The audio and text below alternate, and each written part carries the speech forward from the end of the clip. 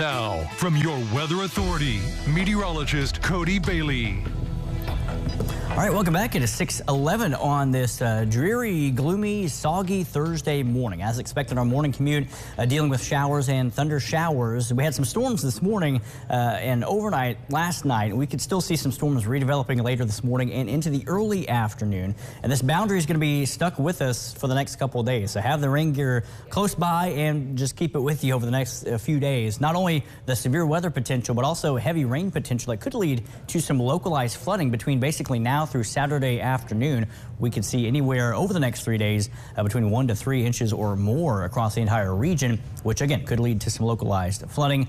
But not all day rains. It's going to come and go in waves, and we're seeing some of those waves right now, at least the first round of showers and storms. That initial line has really broken up. That's what may have woken you up earlier this morning with some thunder and lightning over most of the tri-state. You can see basically right in the middle of the viewing area getting a break from the rain, but the rain filling in the gaps over western Kentucky, but redeveloping in a pretty significant fashion up to our northwest, now approaching the Wabash and White Rivers. St. Francisville, Illinois Route 1 there, far southeastern Lawrence County, and then also into the Friendsville area of north central Wabash County, just missing Mount Carmel to the north. So Mount Carmel, you're getting a little bit of light rain, but the heavy downpours approaching Route 1 there, again on the county line and approaching the Wabash River. So give yourself a few extra minutes if possible if you're either in one of those areas dealing with downpours or your commute is going to take you into some of these showers. You may want to give yourself a few extra minutes if possible to account for the heavy downpour, possible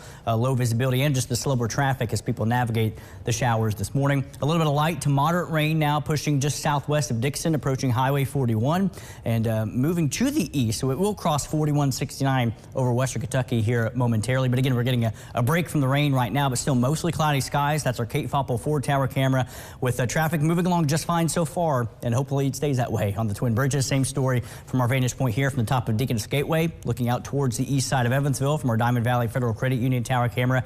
And temperatures upper 60s to around 70 degrees, so not too warm, but it is very muggy and pretty humid this morning with all the moisture we have in place. And we're going to be dealing with these same conditions as we head into Friday as well. Warm and humid, not necessarily hot and humid. Temperatures are cooler than we've been, but the humidity higher than where it's been as well. Here's a look at Storm Tracker showing those cloudy skies as the main batch of rain pushes to the east later this morning and this afternoon. We may get a break from not only the rain, but from the clouds as well. And Future Tracker shows that once this shifts to the south and southeast. Still not necessarily completely done with the rain and storms this afternoon, but largely what's out there right now will be the main round for today. And then it's just spotty, isolated showers and thunderstorms through the afternoon with a little bit of sunshine. And if we see the sun breaking out, that could help boost those temperatures from the low to mid 70s into the upper 70s to lower 80s. So it's going to depend on how soon the clouds break apart, how much they break apart, and how much sunshine will increase across the area later on this afternoon. By tonight, I think outside of a stray shower or thunder shower, we should largely be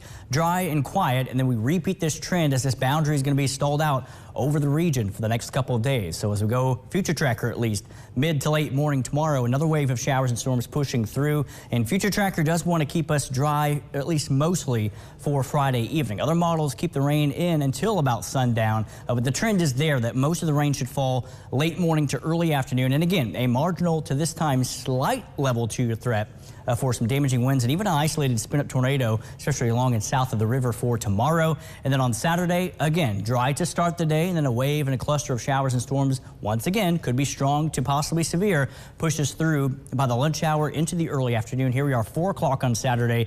Most of the heavier widespread rain pushing east of Highway 41, and then by about 7 o'clock, we should be mostly done with the rain, maybe a few spotty showers left over. So again, you're going to have plenty of opportunity in between these waves, but it's just a little hard to plan for the outdoor activities because of those off and on showers and storms that come and go in rounds like what we're seeing right now. So we'll be dealing with this over the course of the next couple of days. Today, again, marginal level 1 threat for an isolated damaging wind gust. Tomorrow, that slight level 2 threat for essentially the southern southeastern half of the tri-state up to I-64. And then on Saturday, that slight risk down to the south. But this was a new severe weather outlook issued for our Saturday. So once again, the entire area marginal level 1, and then along and south of the Parkway, it's a slight level 2 threat for some damaging wind gusts. We'll see how that plays out as well. But the humidity off the board for the weekend, the showers and storms ending by Saturday evening. And then a few more showers could pop up late Sunday evening as well, but largely looks like a pretty decent Sunday.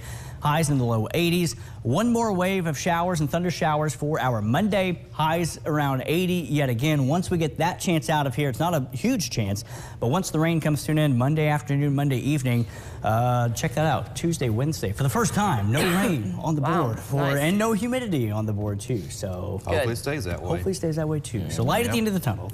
Okay.